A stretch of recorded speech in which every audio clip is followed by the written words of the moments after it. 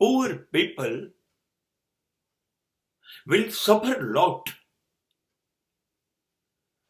There will be only injustice, injustice, injustice.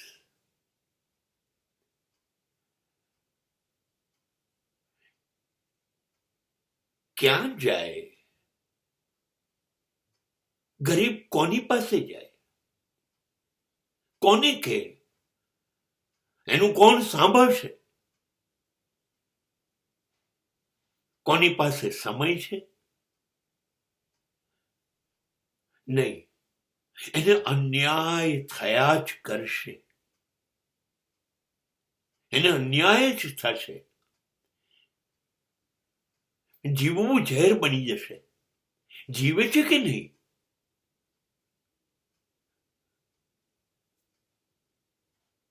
કે રોજ રોજ મરતો રહે છે એ એને જ ખબર છે. કોઈને કશું નહીં કહેવાય. એને બધા અન્યાય કરે છે. કુદરત પણ સૌથી વધુ અન્યાય ગરીબને જ કરે છે. વાવાઝોડું આવે તો છાપરા કોના ઉડે?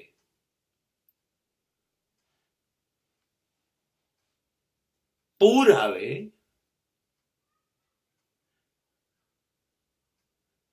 ધોધમાર વરસાદ પડે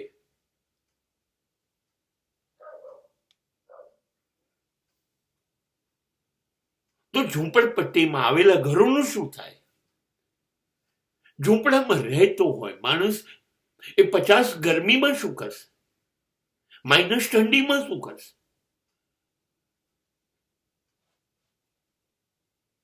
કુદરત પણ જે કંઈ ત્રાસ કરશે એ એની પર જ કરશે. એ જ હેરાન થશે. ધનવાનું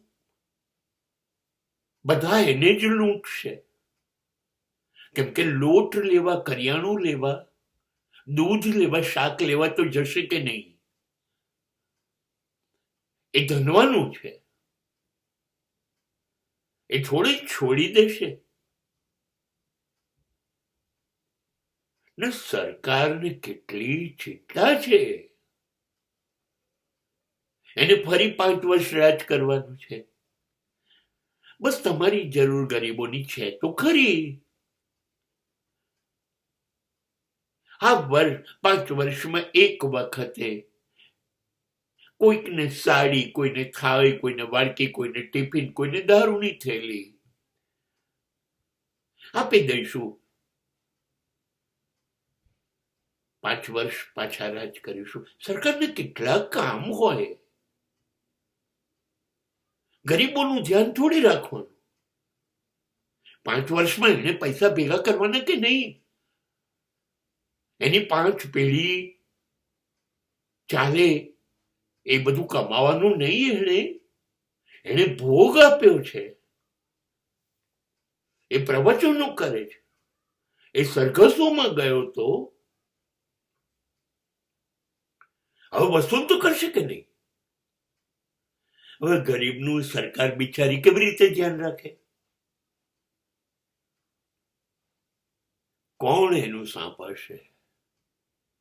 હવે તો એનો અવાજ એ પોતે નથી સાંભળી શકતો. કેમ કે મને તકલીફ છે તો તકલીફમાં અવાજ નથી નીકળતો. એટલે હાથ જોડે, દીવો કરે, મંદિરમાં જઈને ઈશ્વરની અદાલતમાં પોતાનો દાવો રજૂ કરે, અરજી કરે, માલિક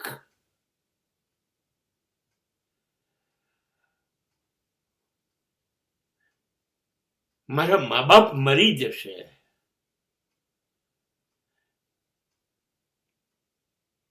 રક્ષણ કર મારી પત્ની, મારા બાળકોનું.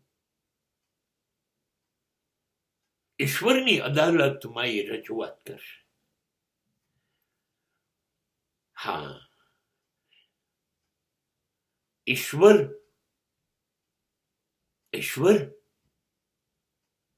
બહુ બિઝી હોય છે અને સરકારની જેમ એને Ambani, Adani, Tata, Birla, Bill Gates, Warren Buffett, Musk,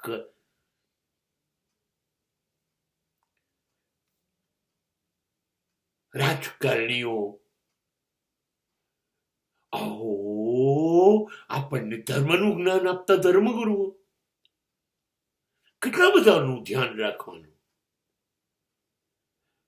હે ને. હવે આ 10-20% ધ્યાન રાખવું કે 80% પેલા નાંગા પોંગા ભીખ મંગાઓનું ધ્યાન રાખવું, એટલે ઈશ્વર પાસે બી સમય નથી. ગરીબ પાસે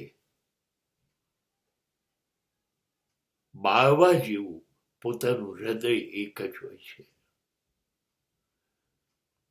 સળગાવતું રહે છે રોજ રાત્રે, અને એમાં તાપણી કરતો હોય છે. પોતાના દુઃખો કદાચ ઓછા થાય, પણ ગરીબનું કોણ સાંભળે? ઈશ્વરની અદાલતમાં કોઈ નથી સાંભળતું, તો આ અહીંની અદાલતોમાં પહોંચવા માટે પૈસા, કરિયાણું માંડ લાયો તો પેલા કાળા કોટવા લૂંટારા વકીલોના પૈસા ક્યાંથી લાવો?